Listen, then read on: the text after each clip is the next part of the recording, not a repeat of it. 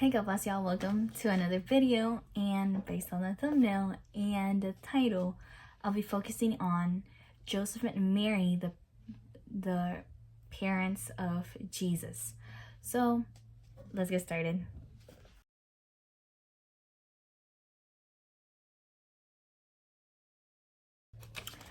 I just want to share a couple of facts on first century Palestine marriages and just a little context of when it says in Matthew chapter 1 verse 18 where it says that Mary was espoused to Joseph before they came together.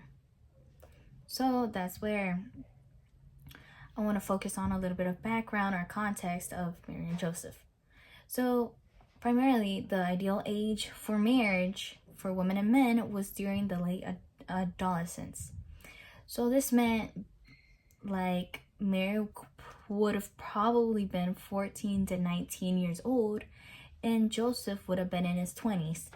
So we can see that they were both young, but that didn't stop God's will to being fulfilled and giving Mary the honor to birth the new king and the savior of the world. So a little bit on the the background of genealogy of Mary and Joseph. We'll focus, because most genealogies focus primarily on the fathers. So we'll be focusing on the genealogy of the father of Mary and Joseph. So firstly, starting off with Joseph, the first, the mention of the genealogy is in Matthew chapter 1 verses 1 to 17.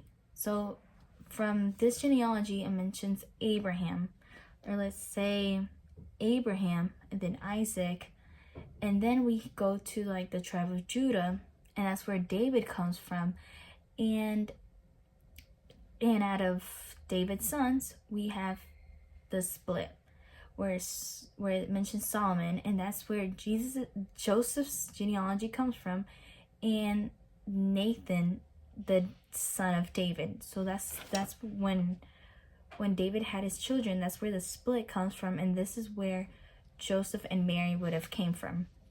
So Joseph comes from Solomon, and Mary's father comes from Nathan, the son of David. And that's where we can find the contrasting genealogies. So what about the second genealogy? It is mentioned in Luke chapter 3 verse 23 to 38. And we can say that with these two genealogies occurring at the same moment and at the same time, we can say that coming from both of them, the biblical prophecies are being fulfilled through both Mary and Joseph. This makes God's timing perfect. And why?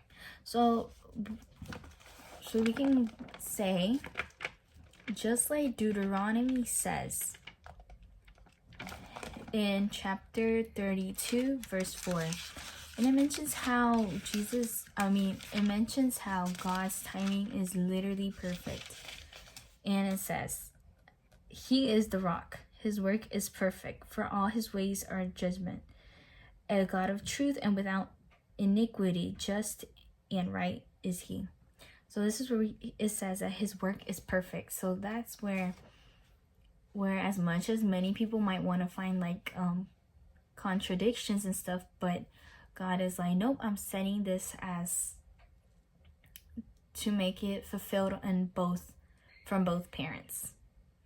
Even though there might be controversies on, but Joseph isn't the biological father, or it's only through Mary. But no, God is making it clear to everyone listening and reading this that all this is being fulfilled under both of them, no matter any way they can see it, or any perspective they might have.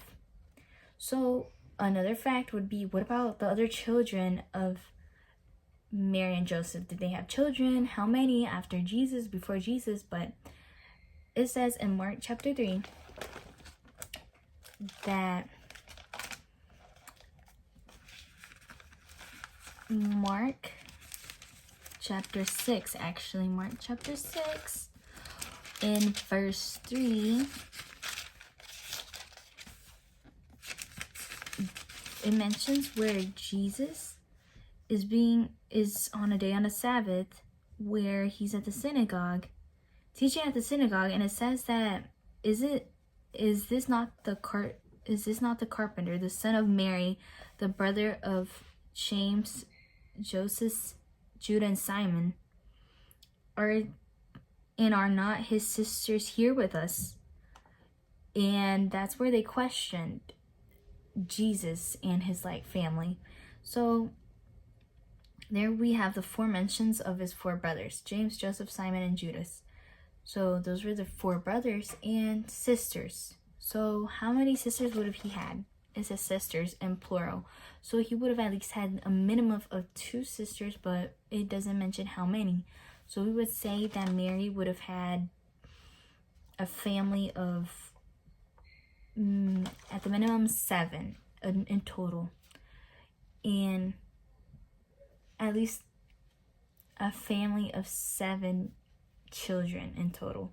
So why would this be significant? We know that between siblings, it would feel very strange that his siblings would have been devoted to the oldest sibling, Jesus Christ, and there might have been this odd feeling to worship your brother, but with time, as they went growing up, they realized how each prophecy being made about Jesus is coming true and did come true through him.